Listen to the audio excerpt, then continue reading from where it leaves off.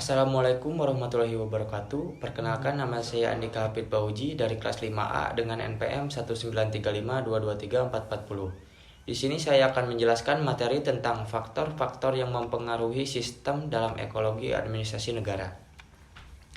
Terdapat 5 faktor yang mempengaruhi sistem dalam ekologi administrasi negara, yaitu sebagai berikut. Yang pertama, ada keadaan penduduk. Yang kedua ada struktur sosial, yang ketiga sistem ekonomi, yang keempat ideologi negara, dan yang kelima sistem politik.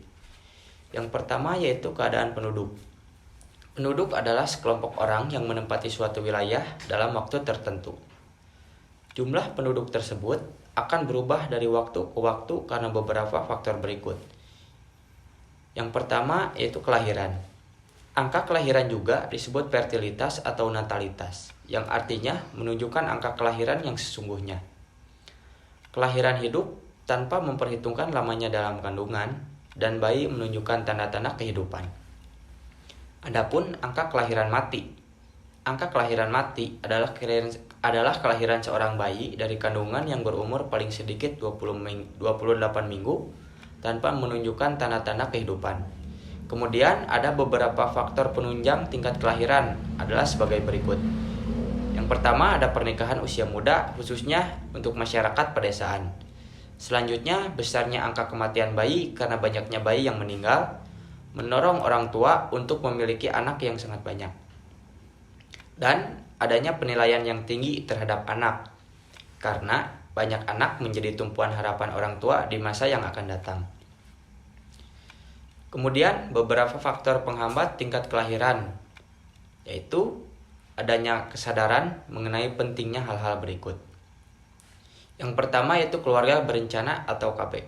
Kesadaran masyarakat untuk menjaga jarak kehamilan demi peningkatan taraf hidup dan kemajuan pendidikan. Yang kedua ada undang-undang perkawinan yang menetapkan batas minimal usia untuk menikah bagi wanita 17 tahun dan laki-laki 20 tahun. Yang ketiga ada penundaan usia pernikahan dengan alasan sekolah atau belum bekerja. Para remaja mampu menunda usia pernikahannya. Yang keempat yaitu peraturan tentang tunjangan anak pegawai negeri yang menetapkan tunjangan hanya diberikan sampai anak yang kedua. Faktor selanjutnya yaitu kematian. Faktor kedua yang mempengaruhi pertumbuhan penduduk adalah kematian atau mortalitas. Faktor penyebab kematian antara lain yaitu yang pertama ada sarana kesehatan yang belum memadai, yang kedua tingkat kesehatan masyarakat masih rendah, yang ketiga kurangnya gizi makanan sebagian besar penduduk, yang keempat pencemaran lingkungan, yang kelima kecelakaan lalu lintas, yang keenam peperangan, dan yang ketujuh bencana alam dan wabah penyakit. Adapun faktor pengendali kematian atau penghambat kematian antara lain yang pertama itu meningkatnya fasilitas kesehatan, yang kedua tingginya tingkat kesehatan masyarakat, yang ketiga makanan yang cukup bergizi, yang keempat lingkungan yang bersih dan teratur, dan yang kelima yaitu ajaran agama yang melarang bunuh diri dan membunuh orang lain, dan yang keenam yaitu keadaan negara yang damai. Faktor selanjutnya yaitu migrasi penduduk. Migrasi adalah perpindahan penduduk dari suatu daerah ke daerah lain dengan tujuan untuk menetap, yaitu berada di daerah baru secara terus-menerus minimal 6 bulan. Jika kurang dari 6 bulan, perpindahan tersebut disebut mobilitas sirkuler. Alasan-alasan yang menyebabkan terjadinya migrasi yaitu yang pertama ada ekonomi, yaitu untuk memperbaiki hidup. Yang kedua ada politik, yaitu adanya tekanan-tekanan di tempat tinggal atau karena perbedaan ideologi. Yang ketiga sosial, yaitu adanya tekanan-tekanan dari tetangganya. Yang keempat agama, yaitu tidak ada kebebasan dalam menganut agama sesuai dengan kepercayaannya. Yang kelima ada kepadatan penduduk. Yang keenam keadaan geografis yang berbeda. Yang ketujuh melanjutkan pendidikan, berpetualang, dan sebagainya. Migrasi dalam negeri adalah perpindahan penduduk dari daerah satu ke daerah lain, masih dalam satu negara. Migrasi dalam terdiri atas sebagai berikut. Yang pertama ada transmigrasi, adalah perpindahan penduduk dari suatu pulau atau provinsi yang padat penduduknya ke pulau atau provinsi yang jarang penduduknya. Transmigrasi dilaksanakan sebagai usaha untuk meratakan penduduk yang belum merata. Yang kedua ada urbanisasi. Urbanisasi adalah perpindahan penduduk dari desa ke kota dengan tujuan mencari perbaikan hidup. Faktor penarik dalam urbanisasi yaitu yang pertama, di kota lebih banyak lapangan kerja, adanya sarana dan prasarana di kota yang lebih lengkap, kota merupakan aktivitas dan upah kerja yang lebih tinggi. Migrasi dibedakan menjadi dua, yaitu migrasi antar negara dan migrasi dalam negeri. Migrasi antar negara dibedakan menjadi tiga, yaitu sebagai berikut. Yang pertama ada imigrasi, yaitu masuknya penduduk dari suatu negara ke negara lain. Misalnya, penduduk dari luar negeri pindah ke Indonesia. Yang kedua ada imigrasi, yaitu keluarnya penduduk dari suatu negara ke negara lain. Misalnya, penduduk Indonesia pindah ke Afrika. Yang ketiga ada remigrasi, yaitu kembalinya penduduk dari negara lain ke negara asal. Faktor selanjutnya yaitu ada informasi. Kependudukan. Informasi kependudukan dapat diperoleh melalui kegiatan sensus, registrasi penduduk, dan survei kependudukan.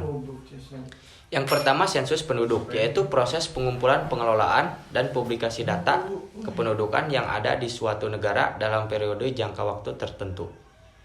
Di Indonesia sendiri, kegiatan ini dilakukan dalam periode 10 tahunan. Sensus pertama dilakukan pada tahun 1961. Sensus penduduk yang dilakukan terdiri atas dua jenis, yaitu sensus de jure. Artinya, pencacahan yang hanya dikenakan kepada mereka yang tinggal di wilayah yang bersangkutan. Yang kedua yaitu sensus de facto. Artinya, pencacahan yang dikenakan kepada penduduk yang ada di suatu daerah ketika dilakukan sensus penduduk.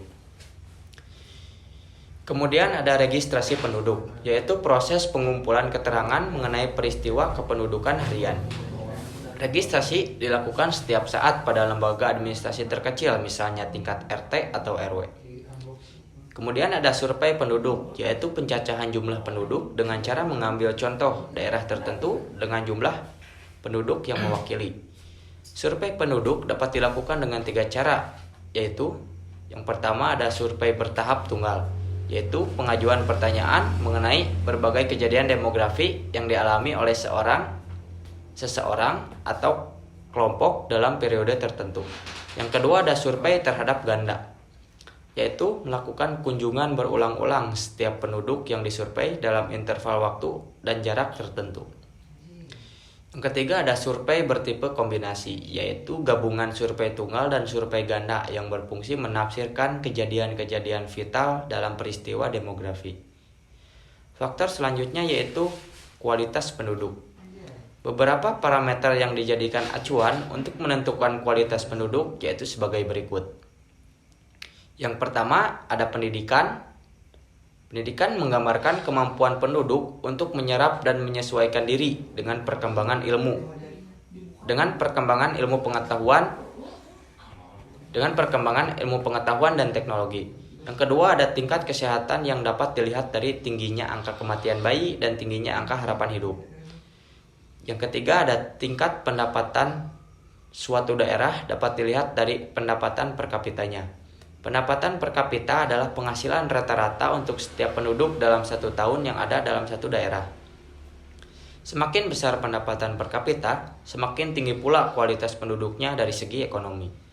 Yang keempat ada mata pencaharian, merupakan salah satu usaha penduduk dalam memenuhi kebutuhan hidupnya. Dan ini sangat menentukan kualitas penduduk. Selanjutnya, faktor yang mempengaruhi sistem dalam ekologi administrasi negara yang kedua yaitu struktur sosial.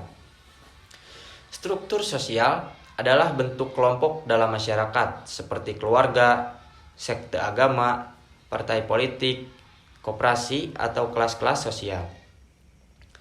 Pengaruh perhimpunan terhadap administrasi negara sangat kuat sehingga administrasi negara tersebut bersifat asosiasional.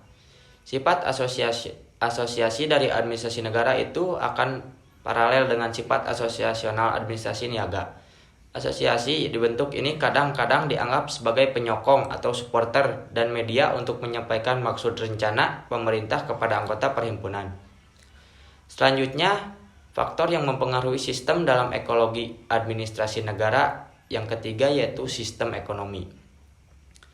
Kehidupan ekonomi adalah tingkatan produktivitas penduduk yang tinggi karena pengaturan institusional yang rapi, yang mendorong seseorang untuk bekerja. Kemudian terdapat dua faktor pengaruh dalam sistem ekonomi, yaitu pengaruh langsung dan pengaruh tidak langsung. Yang pertama yaitu pengaruh langsung. Di dalam pengaruh langsung terdapat tiga konsep, yaitu yang pertama konsep komoditi. Konsep komoditi adalah tenaga kerja dianggap sebagai komoditas atau kurang dagangan yang harganya berupa gaji atau upah. Yang kedua ada konsep kebebasan memilih. Dalam administrasi negara, pegawai menjual jasa-jasanya untuk mendapatkan pembayaran yang terbaik. Yang ketiga yaitu konsep kebebasan kontrak. Di pasar, orang bebas melibatkan diri pada kontrak untuk membeli atau menjual barang dan jasa-jasa menurut syarat yang disetujui. Kontrak itu memuat ketentuan tentang jangka waktu berlakunya dan berakhirnya apabila syarat tidak terpenuhi. Yang kedua ada pengaruh tidak langsung. Ekonomi yang semakin berkembang dengan titik berat kegiatan pada industri, perdagangan, dan jasa-jasa memerlukan pengetahuan dan campur tangan administrasi negara. Campur tangan tersebut antara lain berupa pengawasan proses industri untuk keselamatan para pekerja dengan didirikannya inspeksi perburuhan, perlindungan konsumen dengan mengawasi dan menjamin mutu hasil produksi dan jasa-jasa. Selanjutnya, faktor yang memengaruhi sistem dalam ekologi administrasi negara yang keempat yaitu ideologi negara. Ideologi negara merupakan pandangan, keyakinan, atau kepercayaan. Adapun administrasi negara merupakan kebijakan publik. Pada dasarnya, tercermin dalam administrasi negara. Negara Indonesia memiliki ideologi Pancasila. Semua agama di Indonesia dinaungi oleh Departemen Agama yang dilengkapi dengan seperangkat administrasi negara. Hal ini mencerminkan sila ketuhanan yang Maha Esa. Selanjutnya, faktor yang mempengaruhi sistem dalam ekologi administrasi negara yang kelima yaitu sistem politik. Ahli-ahli politik atau ilmuwan politik memusatkan perhatian pada demokrasi dan totalitarianisme. Ada kesamaan paham antara political science bahwa administrasi negara disubordinasikan kepada penguasa politik.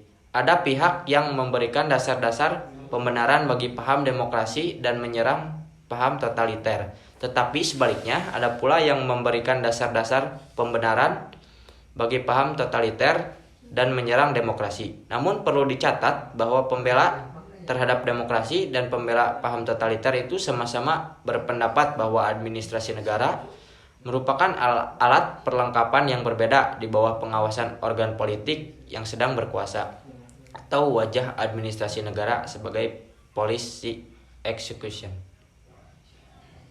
Mungkin cukup sekian yang bisa saya sampaikan.